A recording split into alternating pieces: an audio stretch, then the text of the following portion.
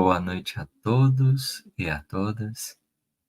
Que a presença do Divino Amigo possa nos inspirar o coração, trazendo-nos serenidade à alma, a fim de que caminhemos juntos nesses minutos que temos hoje, sob a inspiração do alto, para nutrirmos os nossos corações de força, de sabedoria, para prosseguirmos firmes nas nossas lutas e testemunhos.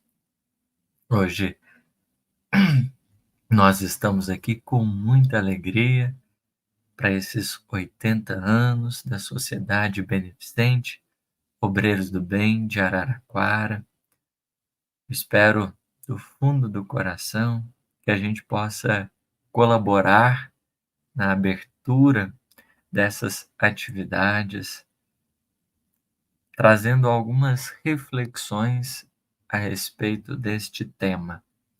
O homem de bem, a criatura de bem e a transição planetária. E eu gostaria, para a gente iniciar a nossa reflexão, de nos valer de uma passagem simbólica que vai nortear o nosso pensamento. Essa passagem foi narrada em todos os evangelhos e, de certo modo, ela tem algumas reflexões que podem nos ajudar atualmente, no instante presente, a pensarmos mais detidamente sobre a transição planetária. A passagem que me refiro é a chamada cura da mulher hemorroíça. Jesus, na sua encarnação, ele inicia com a humanidade um período de amadurecimento espiritual.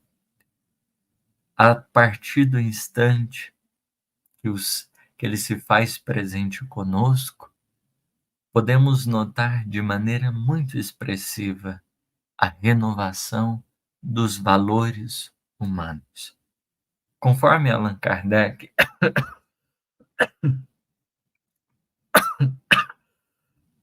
vai nos ajudar a compreender, em um mundo de provas e expiações, ainda marcadamente, há a presença da animalidade.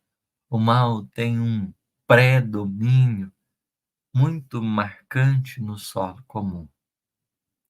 Mas à medida que o mundo avança nessa escala do progresso, algumas coisas vão acontecendo. Esse domínio do mal vai perdendo força e uma reconstrução nos valores ela vai acontecendo.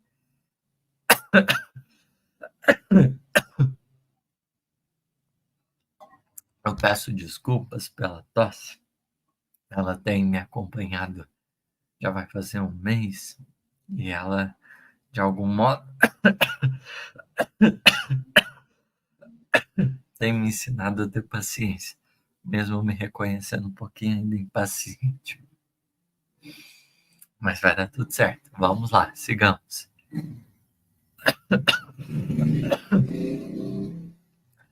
No avanço dos mundos, no progresso moral efetuado neles, há uma renovação nesses valores, o que vai nos permitir, então, entender juntamente com os espíritos que esse predomínio do mal, ele vai perdendo forças, ele vai deixando de acontecer, e uma nova perspectiva de vida, de pensar a vida, os valores, vai, de algum modo, se iniciando.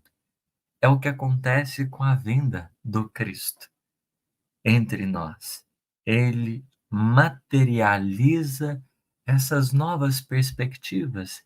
Ele renova a nossa forma de pensar, de sentir, porque nele há vida, vida em abundância, que começa a orientar os nossos destinos e a reconfigurar o oceano das nossas expectativas diante do mundo.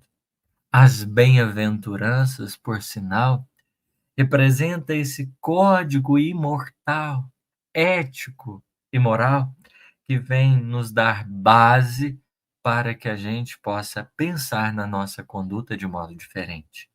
As bem-aventuranças, de certo modo, é o coração do Cristo nos dizendo mais profundamente à alma: não desistam do bem. Se sintam felizes, porque na caminhada humana, mesmo entre desafios, vocês abraçaram o compromisso do bem. Essa, de alguma forma, essa abertura do evangelho, dessa mensagem pública, ela é muito impactante. E é aquilo que nos guiará nesses tempos de transição, sendo a marca mais expressiva da criatura de bem, do espírito que é reconhecido como alguém de bem na terra. As bem-aventuranças, elas são a síntese perfeita do nosso compromisso.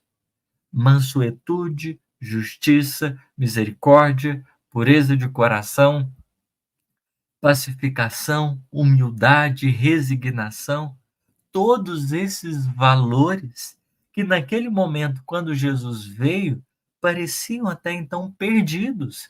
Imagina a violência, a agressividade, a brutalidade que o mundo vivia.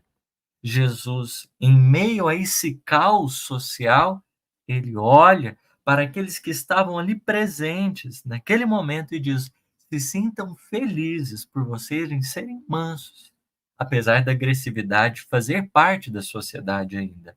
Se sintam felizes por vocês serem pobres de espírito, mesmo reconhecendo que o orgulho ainda impera no panorama social.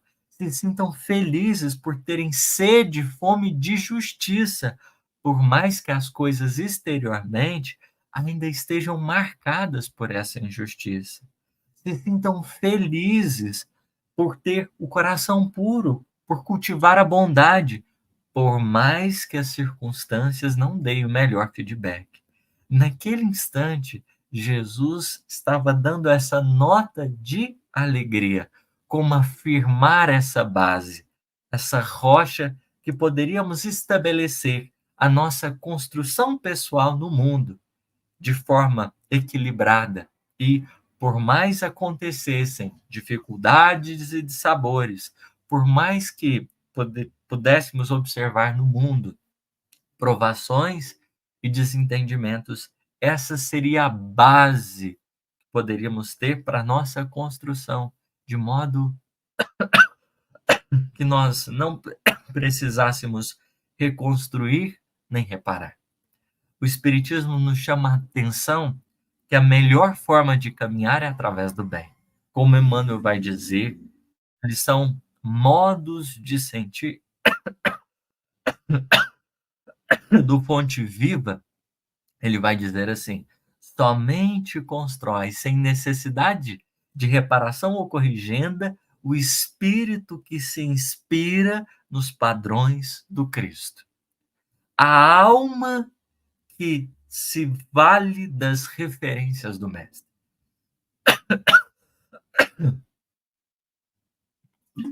Porque, em outras palavras, né, Jesus veio trazer essa vida moral que fulgura nas moradas celestes ao nosso alcance.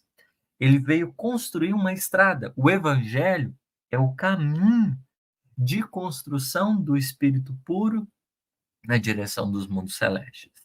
Nele a gente tem como que esses alicerces imprescindíveis e que estão todos sintetizados nas bem-aventuranças, que é o tratado do compromisso de bem que a criatura de bem estabelece consigo mesma diante de uma sociedade em transformação, diante do mundo que está em plena revisão de valores, diante de uma casa, na expressão emanuelina, que está em reforma.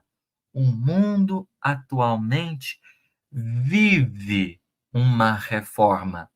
Tem coisas que estão fora do lugar, que estão caminhando para o lugar correto. Tem coisas que estão em reconstrução, porque, de certo modo, foram construídas de modo inadequado. E é por isso que nós somos inspirados nas circunstâncias presentes a voltarmos-nos com mais simplicidade ao Evangelho do Mestre, voltarmos com um pouco mais de inteireza para aquilo que representou os seus passos na terra. Estevão, quando tem a possibilidade de encontrar o Evangelho pela primeira vez, sob o carinho de Simão Pedro, né?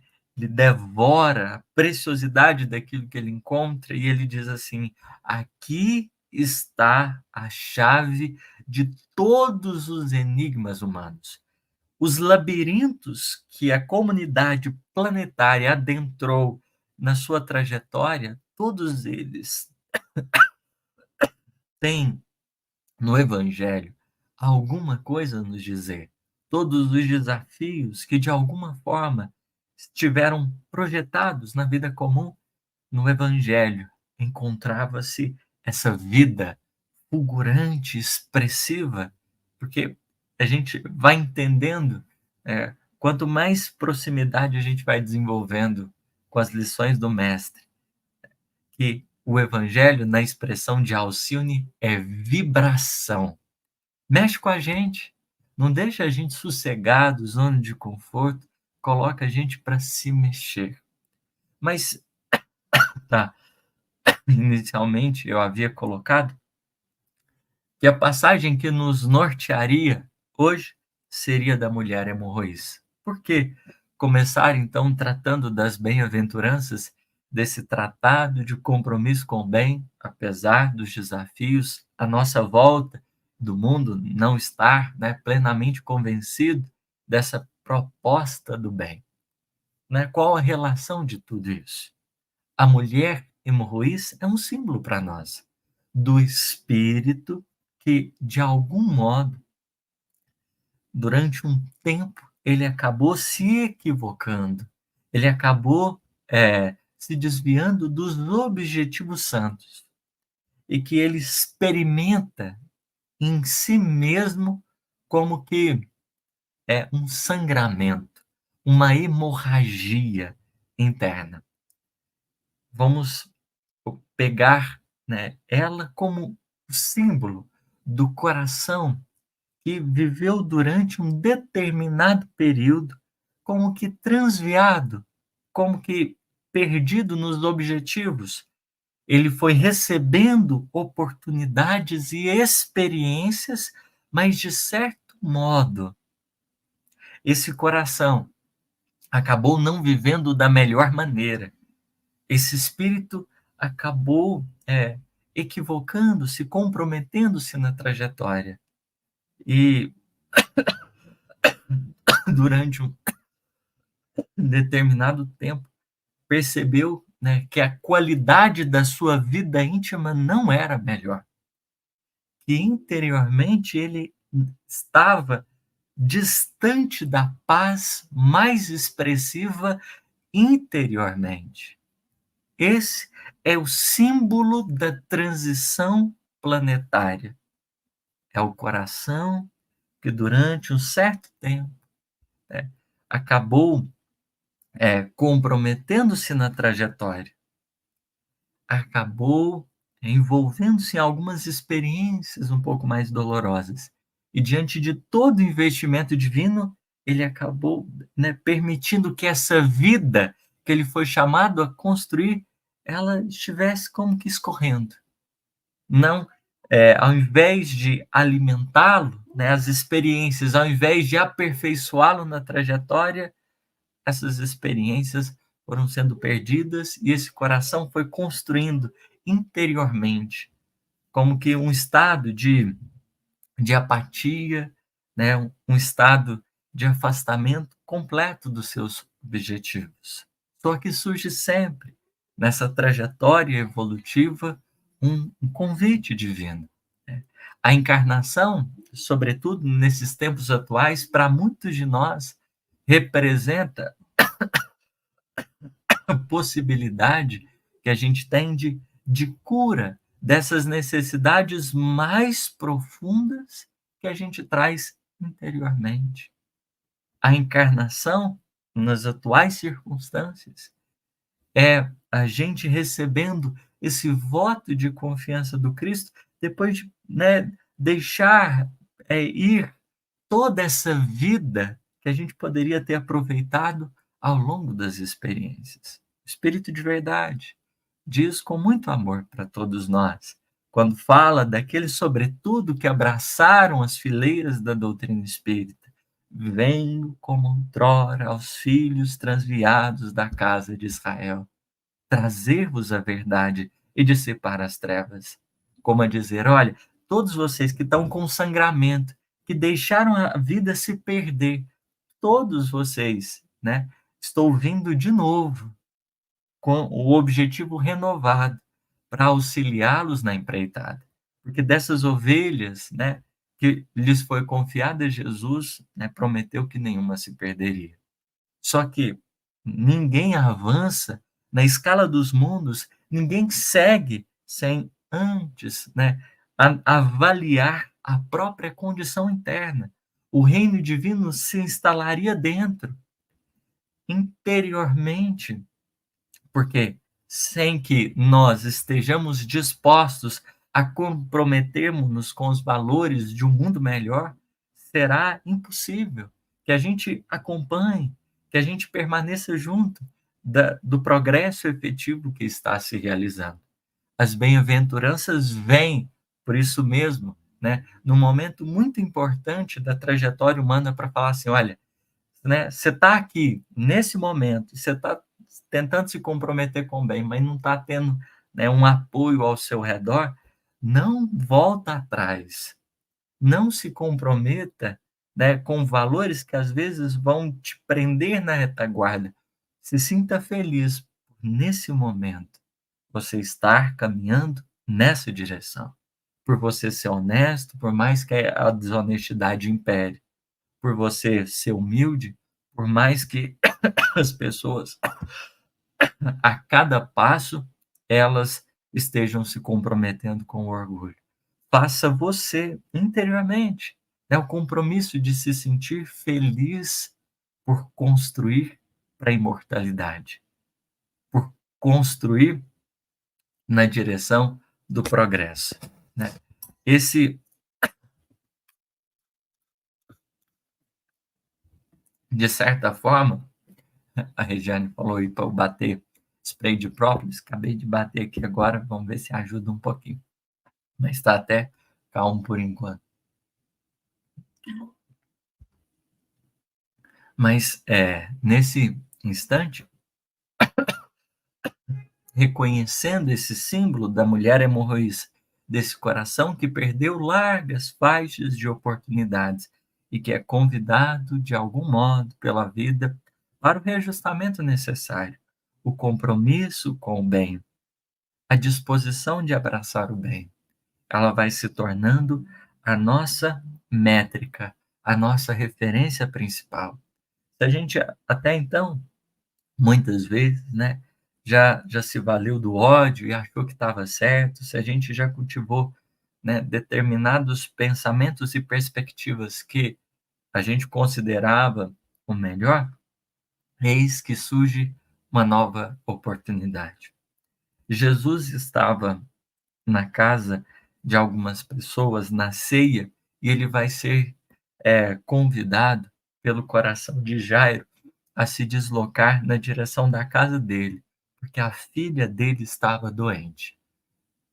Cristo deixa aquele ambiente onde ele estava cercado ali de publicanos, de pessoas, e ele vai então cuidar da filha de Jairo, que não estava bem, né? E na perspectiva ali presente, ele já parecia quase morta.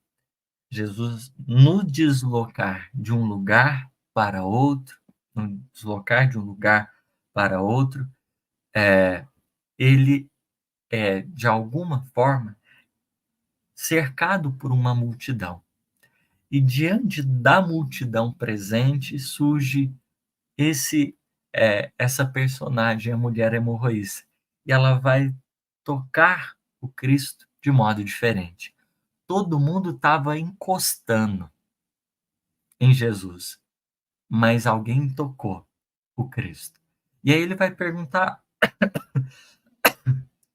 quem me tocou? Simão Pedro fala assim: Senhor, todo mundo está te encostando, né? Olha a multidão que se acotovela aqui junto com você. Como assim? Não tá, né? Todo mundo está te encostando.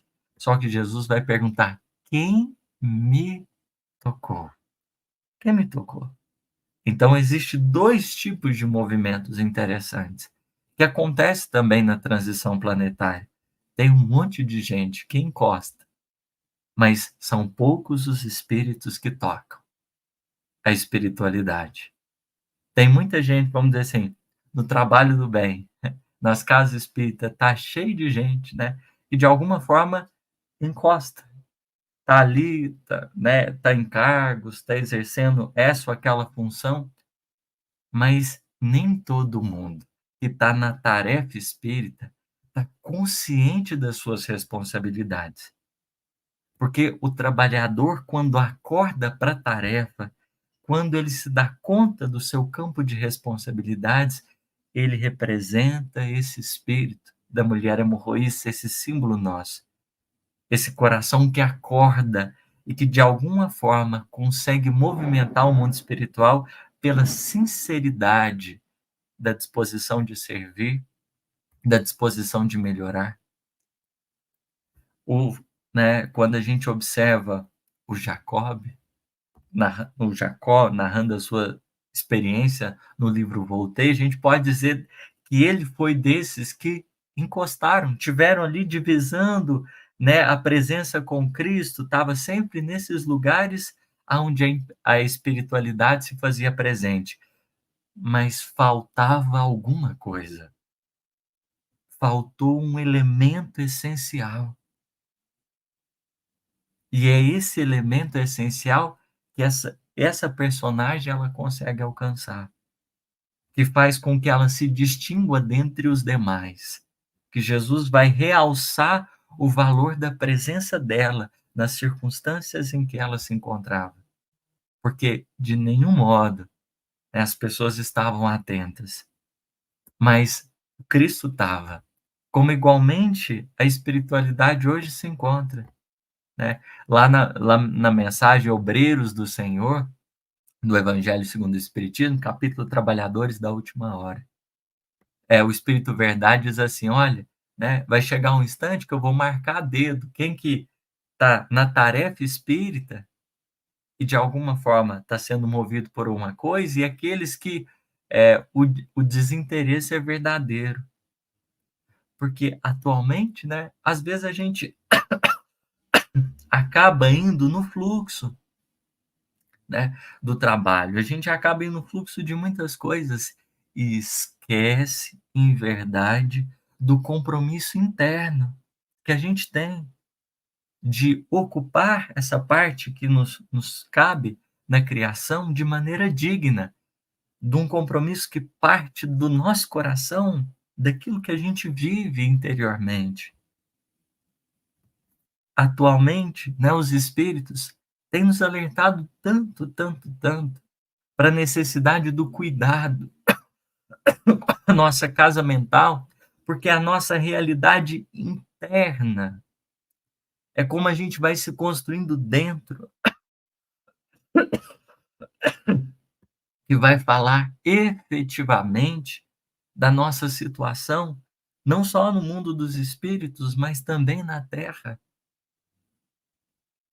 Jesus, nas bem-aventuranças, preocupado com a nossa situação íntima, nos traz esse legado de coragem. Se sinta feliz pelo abraçar interiormente o trabalho no bem, por esses valores superiores começarem a fazer parte do seu mundo interior, por mais que as circunstâncias não estivessem favoráveis. Para a mulher hemorroísta não estava favorável, não estava tranquilo, não estava favorável, porque ela foi de alguma forma cerceada, né? da sociedade e ela se volta com muita sinceridade. Às vezes, as nossas dores a longo prazo, elas nos despertaram para um sentido mais profundo. Não bastaria estar ali no centro espírita, não bastaria estar em alguma, né, posição dita, né, e reconhecida como importante na Terra.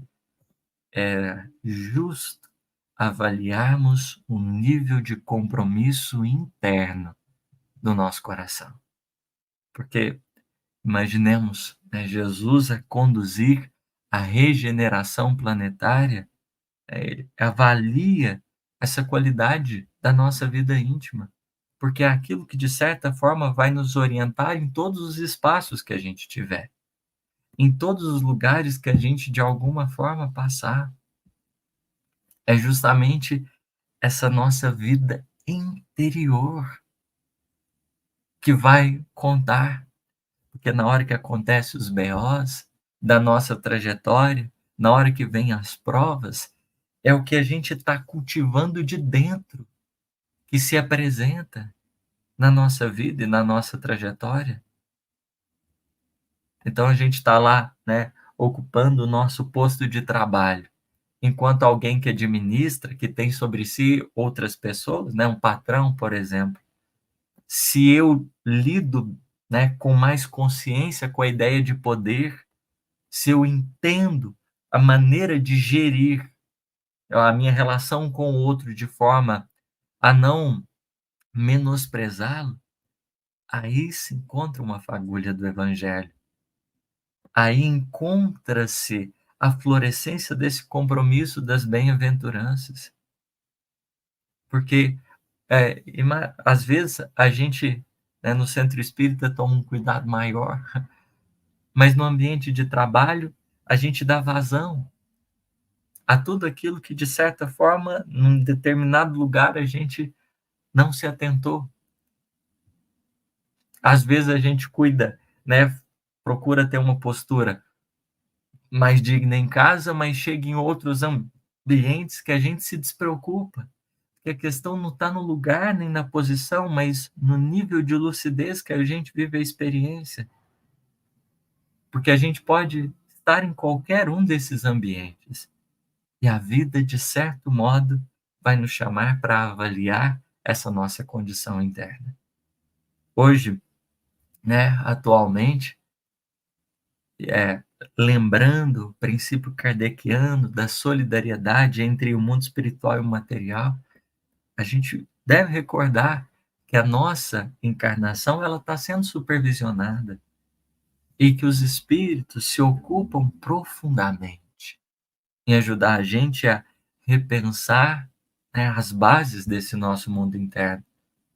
Porque às vezes, sem a gente perceber, né, a gente vai abrindo mão do compromisso com o bem. Porque às vezes a gente está, né, num lugar aonde as coisas não estão da melhor forma possível. Mas é justo a gente entender, depois das bem-aventuranças, Jesus começa a falar do compromisso dos discípulos. E aí é onde ele vai dizer: brilha a vossa luz diante do... Vós sois a luz do mundo, brilha a vossa luz diante dos homens, para que os homens, vendo as vossas boas obras, glorifiquem o Pai que está no céu. Então ele está considerando, olha, gente, o mundo espiritual confia em vocês, porque é justamente do compromisso, né, cumprido dos que abraçam a tarefa na Terra, é que a transformação vai acontecer. Se a gente avalia o que Kardec escreveu, e aí nós já estamos caminhando para o final aqui das nossas reflexões, para chamar os nossos amigos para a telinha de novo. Mas se a gente avalia aquilo que Kardec escreveu a respeito da criatura de bem, começa, né, tem como resumo central que o espírito de bem é aquele que observa a lei de amor e justiça e caridade na sua maior profundidade. É um espírito, né, que, quando encarnado ou desencarnado, ele avalia a todo momento o nível e a qualidade da sua vida íntima. Ele procura estar consciente. Jesus, quando olha para a mulher hemorroíça e percebe que nela existia uma sinceridade, que ela estava efetivamente, né, ela elevou-se dentre os demais, que ela tocou o coração do Cristo, Jesus diz, né, a ela: a sua fé te curou. Porque é como se Jesus estivesse dizendo assim: olha, né, eu vi o seu esforço interno em reconsiderar o caminho, entender a direção, de reavaliar o destino, de perceber as possibilidades, como nós estamos avançando na escala dos mundos, né? Se a gente traz potencialidades que são muito nobres, a gente precisa também nos darmos conta das nossas fragilidades, que ainda nos caracterizam. Se o homem de bem, ele se vale das suas aptidões para colaborar com a humanidade naquilo que ele tem de melhor, ele também está atento na parte que ele tem de mais difícil, na parte que ele ainda sangra, na parte que ele ainda tem dificuldade, e ele vai precisar de ajuda do mundo espiritual para que ele siga adiante. Às vezes a gente vai desconhecendo as nossas necessidades de melhoria, e a gente busca o espiritismo para tudo, menos como essa ferramenta para a gente se melhorar. A gente cumpre todas as demandas, mas às vezes falta um pouquinho de atenção, da gente pensar no que essa mensagem fala para mim, interiormente, para o meu próprio coração, dentro das minhas necessidades evolutivas. Jesus, ao olhar para a mulher samaritana, está dizendo: parabéns, você entendeu o que o Espiritismo precisava te trazer, o que, vamos dizer assim, de algum modo, o Evangelho precisava oferecer ao seu coração. Porque cada um está dentro de um campo de necessidades, mas não são todos que acordam e despertam para se levantarem para essas fileiras desse serviço pessoal, que pede paciência, que pede humildade, que pede cuidado, mas que a gente não abra mão desse ideal, porque isso caracteriza a criatura de bem. Ele tem dificuldade, ele tem limitação, ele não dá conta de tudo, mas a cada dia que passa, ele toma o compromisso com o bem, como a sua métrica de vida. Então, nos ambientes que ele se encontra, daquilo que ele faz parte, ele é o espírito, ele é a alma que está consciente dos seus deveres, consigo mesmo e com o outro, da sua posição em face de Deus e da sua condição enquanto ser encarnado na Terra. Hoje, atualmente, nós temos muitos trabalhadores, muitas pessoas que estão nas frentes de serviço, mas igualmente o mundo espiritual nos tem convidado para a gente ocupar essas frentes de serviço interno, reavaliando essas nossas necessidades do coração. Porque é preciso estudar as nossas imperfeições, no dizer de Kardec. Estudar, entendendo potencialidades e necessidades, dispostos, né, a permitir que o mundo espiritual atue em nosso favor. E a gente sinta que esse amparo que verte do céu, ele nos alcança. Porque né, desse coração que se renova, surge essa renovação igualmente externa do mundo. Eu não sei vocês, mas, né, dentro da minha posição, dentro do meu campo de trabalho, a vida tem me chamado cada dia mais a entender o campo das minhas limitações. Mas bendito seja, igualmente, que ao mesmo tempo que a vida me convida a olhar as partes mais difíceis, né, com a sinceridade que a gente vai desenvolvendo no coração de estar disposto a aprender, o mundo espiritual também tem se manifestado profundamente, a fim de que a gente não se perca no meio de tantas coisas que acontecem e a gente encontre a direção, a fim de que essa vida renovada esteja presente na nossa trajetória, porque no final de tudo é a qualidade da obra interna que conta nos instantes graves da existência.